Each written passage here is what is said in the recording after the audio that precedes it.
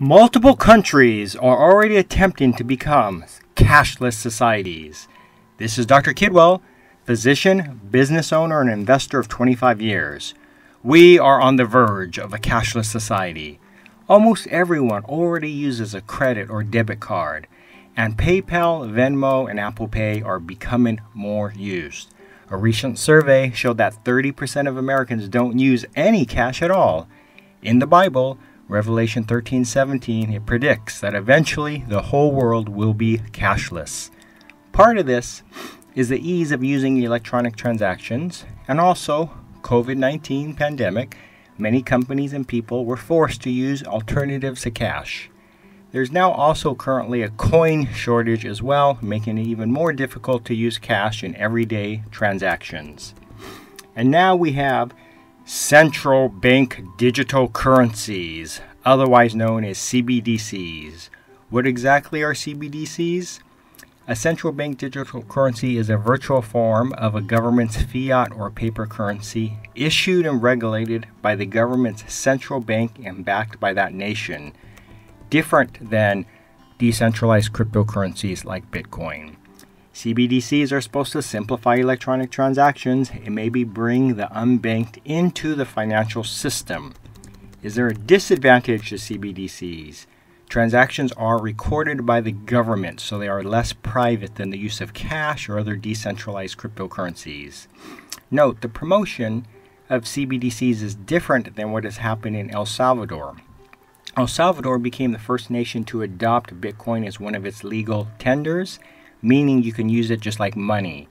They chose to use an existing cryptocurrency, but Bitcoin is decentralized, meaning no one country can control it, which is different than El Salvador making its own CBDC, which they chose not to do. Today we are focusing on countries that have CBDCs, central bank digital currencies. Will that turn this world into a truly cashless society?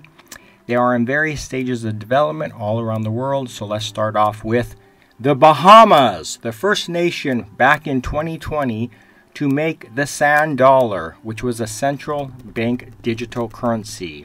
As of November of 2021, this small Caribbean nation island had 28,000 wallets holding sand dollars and 845 merchants that accepted them as payments. $7 million are transacted monthly with sand dollars. The goal is to phase out physical paper checks by 2024 and to decrease and eliminate cash transactions as well. This first attempt at a CBDC seems to have been mostly positive for a first attempt with no major issues and is anticipated to become a complete success story. Go Bahamas! Next, we have the Eastern Caribbean Central Bank. They launched their currency, Dcash, in March of 2021, and it's now used in 7 nations that are part of the Eastern Caribbean Economic Bloc. It's been such a success that Dcash is planned to be used by an 8th nation, Anguilla, sometime soon. In Africa, 2 countries have launched CBDCs. Nigeria, in October of 2021, with a global financial company called BIT, now accepted by 2,000 merchants and already found in 112,000 wallets. Ghana hired a German company and is now piloting eCDI, another CBDC. Both African countries are trying to promote financial inclusion to those who are currently unbanked.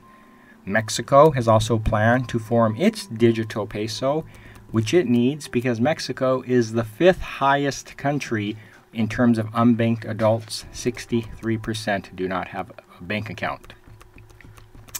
And finally, we have the biggest nation of them all, China, piloting its digital currency with more than 140 million citizens already with digital wallets, 10 million companies also using it in their wallets, and 150 million transactions have already been made, valuing at almost $10 billion. Now, isn't it worrisome that the use of CBDCs has raced ahead in underdeveloped regions versus developed nations? No, in fact, this is not the first time we've seen this. When mobile phones were first becoming popular, many undeveloped countries actually adopted the technology faster than in developed countries. For example, in 2011, rural India had a 68% mobile phone ownership, much higher and earlier than in many developed countries.